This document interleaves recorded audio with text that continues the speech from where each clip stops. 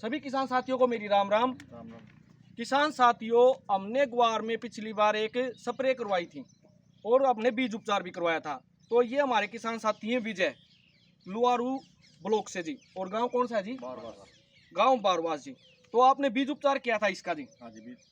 तो हाँ, 1 किलो बीज के आपने कितनी दवाई लगाई थी? 5 ml। 5 ml। तो अभी देखते हैं कि जो जड़ों का विकास है वो कैसा है जी। आप बताओ किसान साथियों। देखो मन्नत तो करवाया जी, मैं तो 100 बड़ा ही करूंगा। और ये पूरा ग्वार देखो जी, आप एक बार दिखाना उस साइड। ये पूरा ग्वार है जी। लगभग कितने दिन का हो गया?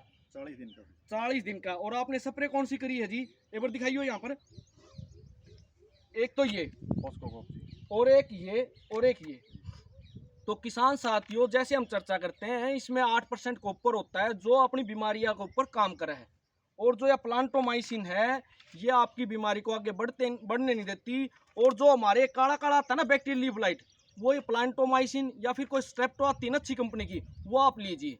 और जो डोज है वो आप उनसे पूछ लीजिए किसी भी दुकानदार से कि भाई इसकी क्या डोज रहेगी। भाई इससे अच्छी मान लो और भी मिल सकती है आपको, उसका आप करें। और इसकी जो डोज रहेगी वो रहेगी 2 से 2.5 ml प्रति लीटर के हिसाब से। जो ये फोस्फोकोप है इसकी रहेगी 2 से 2.5 ml। और ये मैरिनो है, इसकी भी यही डोज रहेगी। इसमें आपने कै दिन हो गए जी स्प्रे करी? 10 दिन हो गए जी। 10 दिन। तो बगर वगैरह एक बार ये देखो जी, ये 40 दिन का ग्वार है और इसमें बगर स्टार्ट हो चुका है। किसी प्रकार की कोई बीमारी जी?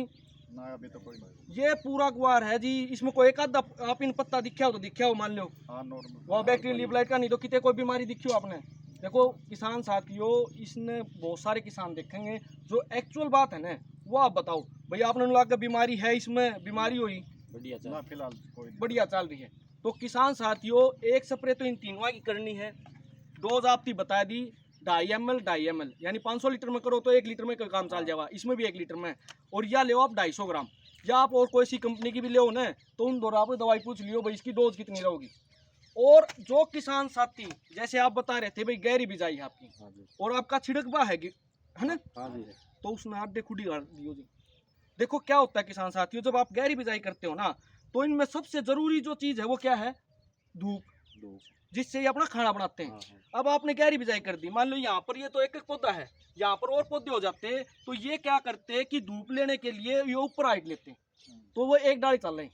अगर ग्वार या सरसों या अपना कपास कोई भी फसल है, अगर उसमें धूप नहीं मिलेगी ना, तो वो ऊपर न चलेंगे। और ऊपर न चलेंगे तो क्या है? फुटाव नहीं होगा। फुटाव नहीं होगा तो फिर अपने नाज कम होगा।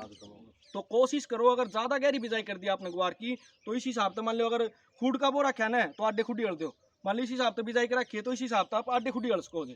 क्योंकि ग्वार का लगभग मान लो 365 भी है ना अपना दौरा, तो 3-4 किलो बीज। और जो प्राइवेट कंपनी का आवन है वो 2-3 किलो बीज काफ़ी रहता है जी।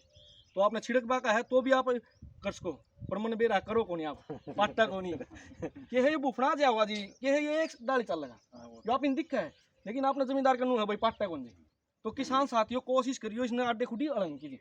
तो सभी किसान साथियों का धन्यवाद। फिर मिलते हैं एक अच्छी वीडियो के साथ।